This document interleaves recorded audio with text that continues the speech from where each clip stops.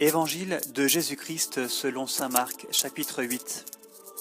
En ces jours-là, comme il y avait de nouveau une foule nombreuse et qu'il n'avait pas de quoi manger, il appela à lui ses disciples et leur dit : « J'ai pitié de la foule, car voilà déjà 3 jours qu'ils restent auprès de moi, et ils n'ont pas de quoi manger.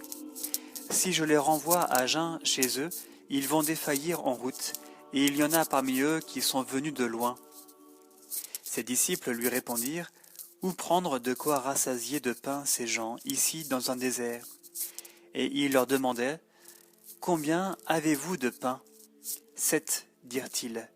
Et il ordonna à la foule de s'étendre à terre. Et prenant les 7 pains, il rendit grâce, les rompit et il les donnait à ses disciples pour les servir, et ils les servirent à la foule. Ils avaient encore quelques petits poissons. Après les avoir bénis, il dit de les servir aussi. Ils mangèrent et furent rassasiés, et l'on emporta les restes des morceaux, 7 corbeilles. Or, ils étaient environ 4000, et il les renvoya.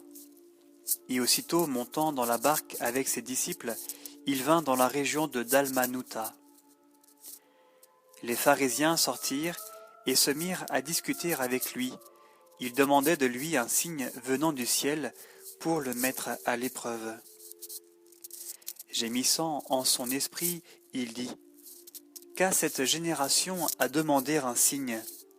En vérité, je vous le dis, il ne sera pas donné de signe à cette génération. » Et les laissant là, il s'embarqua de nouveau et partit pour l'autre rive. Ils avaient oublié de prendre des pains et ils n'avaient qu'un pain avec eux dans la barque. Or, il leur faisait cette recommandation : « Ouvrez l'œil et gardez-vous du levain des pharisiens et du levain d'Hérode. » Et eux de faire entre eux cette réflexion qu'ils n'ont pas de pain. Le sachant, il leur dit : « Pourquoi faire cette réflexion, que vous n'avez pas de pain ?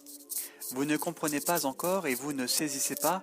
Avez-vous donc l'esprit bouché, des yeux pour ne point voir et des oreilles pour ne point entendre ? Et ne vous rappelez-vous pas, quand j'ai rompu les 5 pains pour les 5000 hommes, combien de couffins pleins de morceaux vous avez emportés ? Ils lui disent : 12. Et lors des 7 pour les 4000 hommes, combien de corbeilles pleines de morceaux avez-vous emportés ? Ils disent : 7. Alors il leur dit : ne comprenez-vous pas encore ?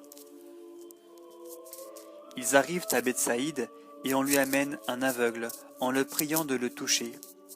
Prenant l'aveugle par la main, il le fit sortir hors du village. Après lui avoir mis de la salive sur les yeux et lui avoir imposé les mains, il lui demandait : « Aperçois-tu quelque chose ? » Et l'autre, qui commençait à voir, de répondre : « J'aperçois les gens, je les vois marcher comme si c'étaient des arbres. » Après cela, il mit de nouveau ses mains sur les yeux de l'aveugle, et celui-ci vit clair et fut rétabli. Et il voyait tout nettement de loin. Et Jésus le renvoya chez lui, en lui disant : « N'entre même pas dans le village. » Jésus s'en alla avec ses disciples vers les villages de Césarée de Philippe.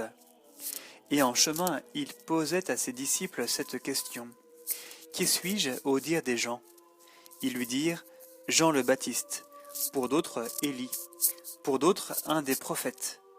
Mais pour vous, leur demandait-il, qui suis-je ? » Pierre lui répond : « Tu es le Christ. » Alors il leur enjoignit de ne parler de lui à personne.